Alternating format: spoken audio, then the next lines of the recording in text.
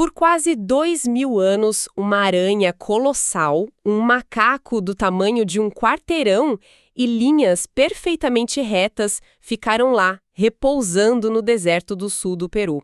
E o detalhe mais intrigante é que gerações inteiras de pessoas viveram e cruzaram essa região sem fazer a mínima ideia de que essas figuras gigantescas estavam ali. No nível do chão, essas obras-primas parecem apenas tipo pequenas valas ou trilhas comuns de terra, sabe? Exatamente, é preciso ganhar os céus para que o verdadeiro espetáculo se revele. O que nos coloca diante de um paradoxo fascinante sobre a percepção humana, né? Com certeza, a escala dessas criações é tão monumental que ultrapassa a nossa biologia básica. É um registro histórico que permaneceu invisível aos nossos próprios olhos durante séculos. Até que a aviação nos deu uma nova perspectiva. E é exatamente essa mudança de perspectiva que vai guiar a nossa imersão de hoje. Damos as boas-vindas a quem nos escuta para mais uma exploração profunda. E a missão de hoje é desvendar o enigma das linhas de Nazca. Um vergulho e tanto. Pois é. Mas a ideia aqui não é revisitar aqueles velhos clichês, sabe?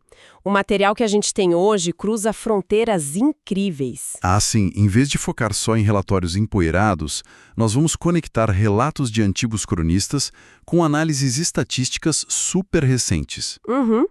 Até chegar em estudos novíssimos da revista PNAS, onde a inteligência artificial entra em cena para revelar o que a gente deixou passar.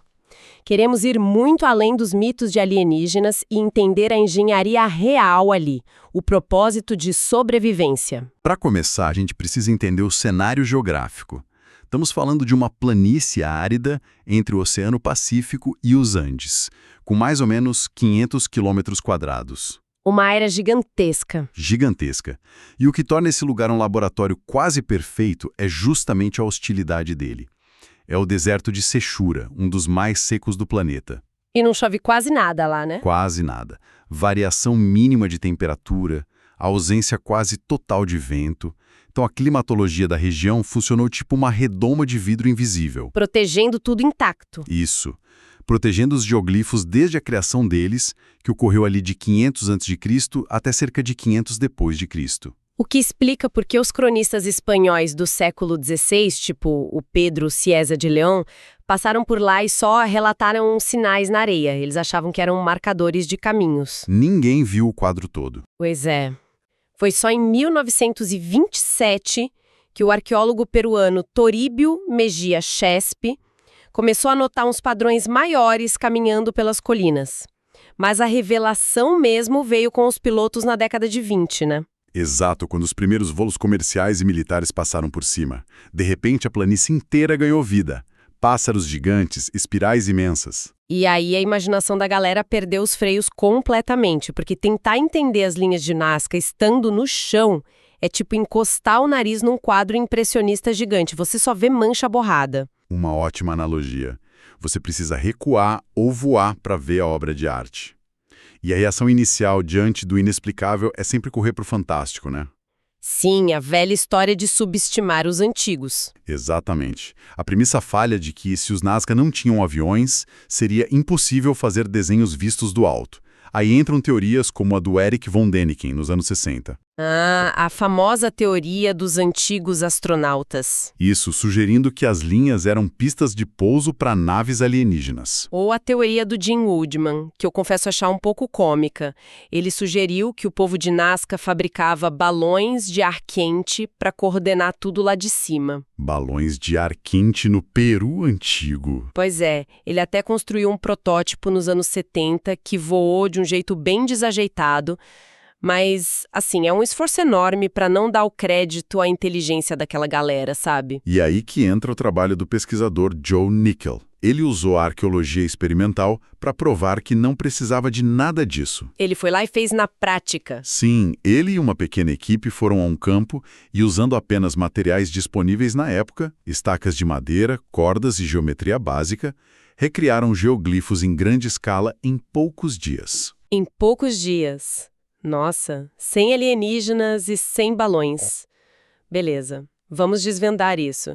Se não foram máquinas complexas, como funcionavam a técnica? porque não é tinta na terra, certo? Certo. A pesquisa detalha duas técnicas principais: a subtrativa e a aditiva. O deserto lá é coberto por uma camada fina de pequenos seixos escuros, oxidados. Com muito óxido de ferro, né? Isso, bem marrom avermelhados. E logo abaixo tem um subsolo de areia rica em calcário, que é de um amarelo bem claro. A técnica subtrativa era tipo varrer ou raspar essas pedras escuras. Só varrer? Qual a profundidade? Coisa de 10 a 15 centímetros. Só isso. Então o contraste vem só da terra clara de baixo exposta contra o tapete de pedras escuras. Mas eles não jogavam as pedras fora. Jogavam. Não, aí entra a técnica aditiva. Eles empilhavam essas pedras escuras nas bordas, criando um contorno em alto relevo. Isso aumentava muito a definição do desenho. Tá, raspar o chão explica a cor. Mas espera aí, fazer uma trincheira é fácil. Como eles garantiam que uma linha reta de quilômetros não ficasse torta no meio do deserto árido? Linha de visão e gradeamento. É um princípio geométrico bem avançado. Eles provavelmente criavam modelos em escala reduzida. Tipo uma maquete? Exato. E transpunham para o terreno usando estacas de madeira alinhadas visualmente. Eles usavam as colinas como postos de observação, esticavam cordas entre as estacas e mantinham a linha impecável. Caramba! É uma cartografia monumental. E falando nisso, a pesquisa cita um estudo estatístico na Pampa de Ocas que é de cair o queixo. Eles analisaram os amontoados de pedra chamados de cúmulos. Ah, os cúmulos. Esse estudo é fundamental. Em vez de linhas contínuas, algumas têm esses pequenos montes repetidos a distâncias regulares. E a galera foi medir para ver se era aleatório. E não era, né? De jeito nenhum. O fascinante aqui é que, ao medir o intervalo exato entre eles, os pesquisadores acharam 3 grupos métricos muito rigorosos. Conta os números. O primeiro grupo ficava entre 3,8 e 4,5 metros. O segundo, entre 5,2 e 5,9. E um terceiro entre 7,1 e 9,6 metros. O que parece só um monte de número jogado.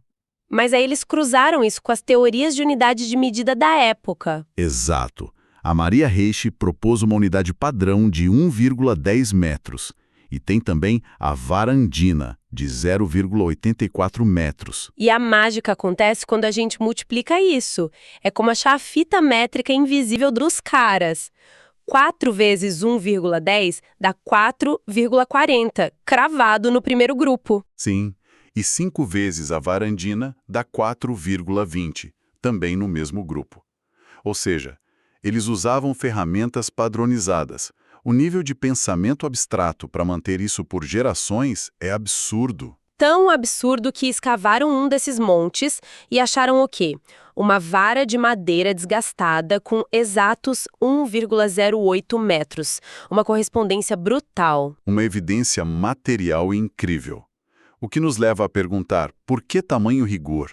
Linhas milimétricas de quilômetros precisavam estar apontando para algum lugar? Por muito tempo, a ideia mais romântica era de que apontavam para o céu.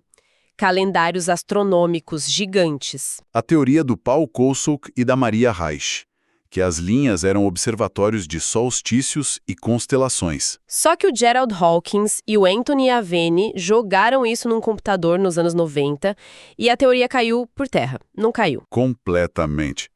E o estudo de Pampa de Ocas confirma isso com números incontestáveis. Sim. Só 19,4% dos segmentos tinham alguma orientação solar. Muito pouco para justificar a obra toda. Então, o que tudo isso significa? Se não apontavam para o céu, apontavam para onde? Se conectarmos isso a um contexto maior, a gente vê que quase 40% apontava para a direção de um assentamento chamado Alto del Molino. Que não era só uma vilazinha qualquer, era um baita centro cívico e cerimonial. Exato. E morar no deserto mais seco do mundo exige um controle vital da água. A cultura Nazca dependia de rios subterrâneos e águas das montanhas. As linhas eram conexões entre o povo e a água. Em vez de telescópios, caminhos cerimoniais. Rituais de procissão para garantir a união do povo e a água para sobreviver. E acharam provas disso nos altares, né? Sim, ossos de lhamas, porquinhos da Índia e o mais importante, conchas de espôndilos. Ah, as conchas vermelhas. Mas elas não são de águas quentes equatoriais lá para o norte. Exatamente. Achar isso no sul do Peru mostra uma rede de comércio gigantesca, e a concha era associada à invocação da água e fertilidade. E isso muda tudo. Eram engenheiros mapeando a própria sobrevivência no chão. Mas o detalhe é o quão difícil era ver tudo isso. E é aqui que a coisa fica realmente interessante com a tecnologia moderna. A revolução da inteligência artificial. Pois é, a gente conhecia só a ponta do iceberg. Saiu agora, em setembro de 2024, na PNAS, que é a Universidade de Yamagata e a IBM do Japão usaram o IA para escanear as imagens de drones. Porque o olho humano cansa. Não consegue processar os terabytes de imagens procurando variações mínimas de contraste. E a IA não cansa. Em quase um século de pessoas andando e voando, tínhamos achado uns 430 desenhos. Em apenas 6 meses, a IA mapeou 303 novos geoglifos. Dobraram o catálogo num piscar de olhos, e a IA ajudou a dividir bem entre desenhos tipo relevo e tipo linha. Os tipo linha são aqueles colossais que a gente falou de caminhar em cima, né? Isso. Já os do tipo relevo são menores, feitos nas encostas, perto de trilhas, para serem vistos por quem caminhava pela região. Alguns até mostram umas cabeças decapitadas, bem intensos, e teve aquele felino gigante em 2020. O famoso gato de quase 40 metros que estava invisível numa encosta até usarem a tecnologia. Só que isso tudo traz um alerta muito triste. Ficaram intactos por milênios por causa do clima, mas podem sumir num segundo por causa de um pneu de caminhão moderno. Isso levanta uma questão importante sobre o nosso cuidado com o patrimônio. Tivemos as marcas deixadas pelo Greenpeace em 2014, criação de porcos pisoteando tudo em 2012. Nossa, o Greenpeace entrando na área proibida do colibri de tênis normal. Deixaram pegadas brancas para sempre, tentando passar uma mensagem de conscientização. Que ironia. O Rádio Dakar também causou danos, maquinário de pedreira em 2013. Teve aquele caminhoneiro perdido em 2018 que cortou caminho e passou por cima de 3 linhas seculares. A IA mostra que mal arranhamos a superfície. Se a gente não proteger isso, vamos apagar a história antes de lê-la. Sem dúvida. A arqueologia andina mostra que essa necessidade de comunicação é muito antiga. Tão antiga que Nazca é só o capítulo mais famoso. Se a gente olhar para a província de Palpa, lá para o norte, descobriram geoglifos nas montanhas associados à cultura Paracas. E a datação mostra que eles são 1000 anos mais velhos que os de Nazca. 1000 anos! Guerreiros imensos na montanha. Ou seja, não foi um delírio isolado de uma geração, foi uma tradição milenar. O ápice técnico de várias culturas, como a Xintia, também usando a terra como tela viva de comunicação. Exato, o que nos deixa com um pensamento final super provocativo para quem está acompanhando a gente. Quantas outras civilizações pelo mundo deixaram mensagens imensas assim, que a gente, focado só no nível do chão, está finalmente aprendendo a ler com a nossa tecnologia? Fica a reflexão. Agradecemos muito a companhia na imersão de hoje e até o nosso próximo encontro.